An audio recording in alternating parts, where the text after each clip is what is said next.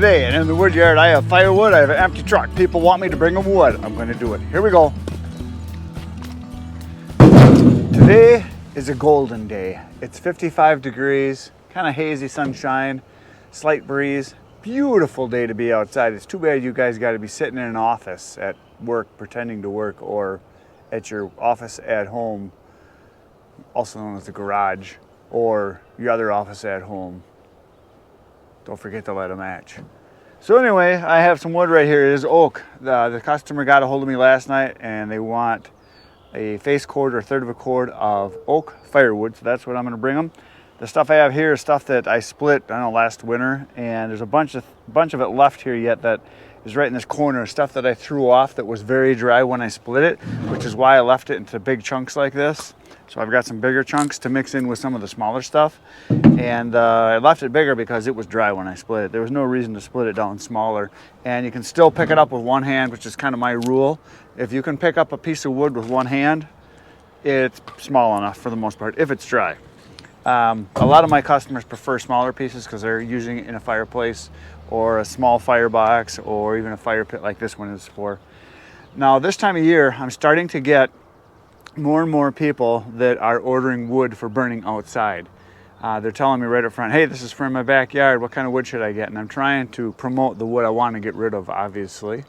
I'm not trying to promote selling oak or the locust or the cherry or the hickory. I really don't want to sell that till it's wintertime when people want it for heating, because that's what they want.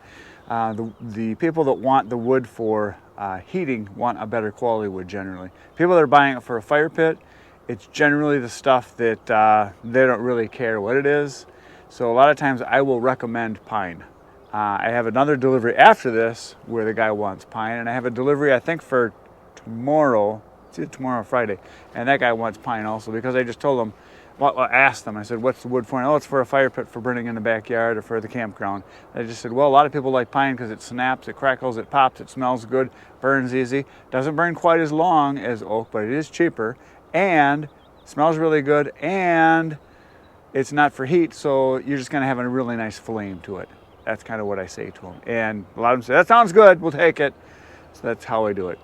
The other people that don't want pine, that don't want the snap, crackle, and pop, and want something a little nicer, that's where I sell my mixed hardwood, which is everything that is not oak, not hickory, not cherry. It may have some maple in it, may have some ash in it, but it's also going to have aspen. It might have cottonwood. It might have box elder. It might have some elm in there. So it's kind of not necessarily the lower grade, which it is. It's just the stuff that's not highly desirable. So a lot of that stuff is what I sell for my campfire wood, along with pine. Now, a lot of people, when I tell them all this, when they're asking me, what do you recommend? And I'll tell them, they will say, well, can we do a mix? And they don't even mean mixed hardwood. They mean, can we have like half pine, half whatever? And so I do that quite often too, where people will get half pine and half ash and aspen and box elder, whatever. I kind of mix it all up. So that works pretty good. Some people will just say, hey, I'd like some pine, but I also want some oak for long burning. So people will do half and half on that. So I just kind of figured out, and I said, I'm pretty flexible. The one thing that I wanted to mention, because people have asked me this and I haven't really explained it a lot in the past, if you get someone that wants firewood but wants a small amount, and they start saying things like, well, can I get a half of a face cord delivered? And no is the answer. Actually, I will deliver half a face cord or half of a third of a cord, but it's going to be the same price as a face cord. I just don't want to go through the hassle of delivering a small amount. I did it a few times, it got burned because people saw how much it was and like, well, it's not very much wood, because I charge more than half of what it would be for a face cord. So a face cord I charge $120, and if someone wants a half of a face cord, which is 1/6 of a full cord, normally you would think that would be half of the face cord price or $60. Like, no, I charge $70, $75 for it because it's not worth the hassle for me to deliver it. I want to deliver basically what I consider mini bulk is kind of my business model, as a lot of people like to say. I do deliver a lot of full cords, and I do deliver multiple full cords to people. But a lot of people I sell to this time of year in particular are not people that are heating with wood, so they want a face cord or 2 face cords. That's very common what I deliver in the summertime for backyard burning. We're loading wood now.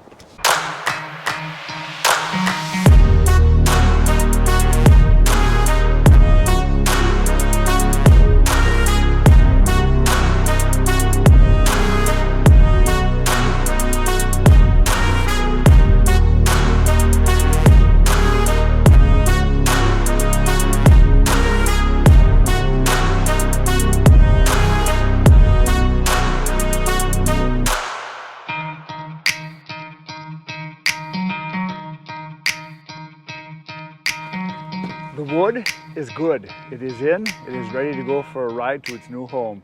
Down the road we go.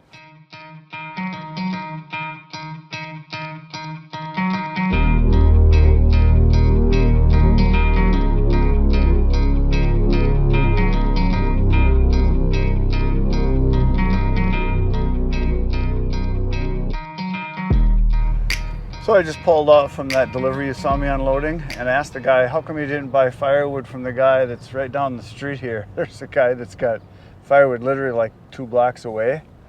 And you can see the stand he's got there. And he says, I don't know. He said, I didn't know that he delivered. He just does those bundles. So there you go. Maybe that guy should start doing some delivery. But it looks like he just has bundles. He's got a full truckload there, but I didn't see any piles of cordwood stacked anywhere, so maybe that's his thing, is just the bundles, and maybe he sells bundles somewhere else. But it's literally like a block and a half or 2 blocks away from the guy who just delivered, so there you go. Snuck right past him and got a delivery. On to the next one. All right, I am back in the wood yard from my first delivery. You saw me just do, now the second one is going to a campground, and it is for pine. This is a firewood customer of mine who's been buying wood for a few years, and I've never sold to his campground before. I think he told me it was a new campsite that they just got. So I've delivered wood to his house quite a few times, but this is going to a campground. So it's a delivery, and it's like 20 miles away or something like that. And he said pine is fine. So that's what he's gonna get. So we're gonna load her up right now. Now this is all white pine that I've got right here. And this was from a load that I got like 1.5 years ago. And I have sold not half of it yet. I've sold about 1/3 of it. So it's lasted longer than I really wanted it to, but I am starting to sell more of it. But then again, this is the first year I've advertised that I have pine available. I've always just told people for campfire wood I have other wood. Or when they would call and say, yeah, I want some campfire wood, I would just say, what do you want? And I would deliver it. And if they said pine, I would bring it. But now I have a separate ad that says campfire wood, and that I have pine, and that it is it's less money than the oak and the hickory and the cherry. So, all right, speed this up.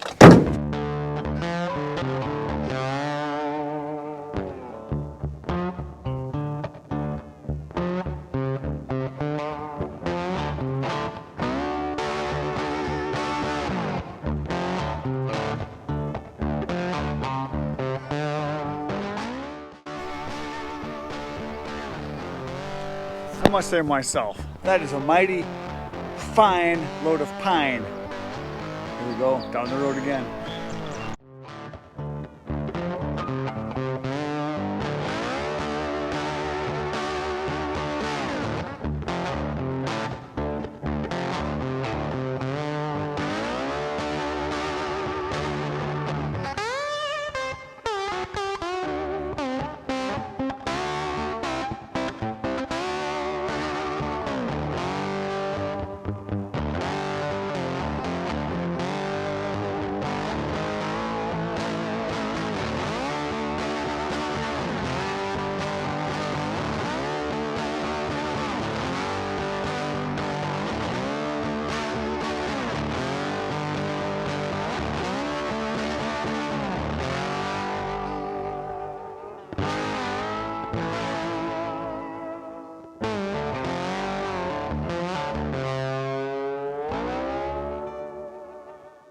I am back in the wood yard after my last delivery, and something I thought of that I should mention when I was on my way back. The thing you want to do when you deliver to campgrounds is find out what they have for firewood.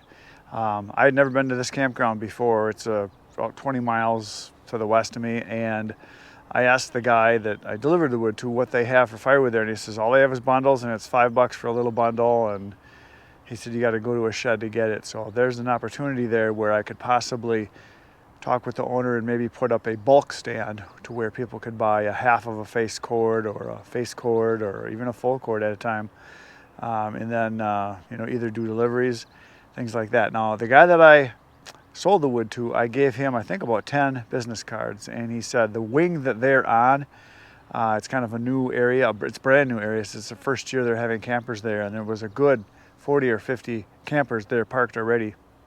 And he said that everyone there is new to the game, so this is prime for me to get some more people.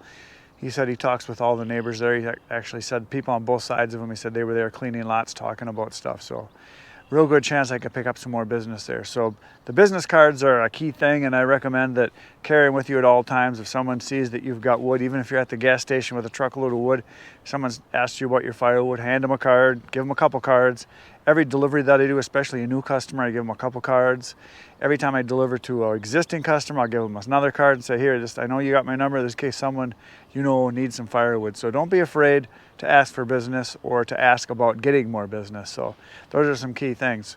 So that's it for today, folks. You know what to do. Hit some buttons. Tomorrow I'm going to be back in the wood yard having more fun. You should come back. It'll be fun. Between now and then, get outside, get cutting. And if that's not any fun for you, I have 700 videos on my channel to watch. Or you go to my new channel, Out of the Woodyard, and you can watch some videos there. See you tomorrow. Good night, everybody.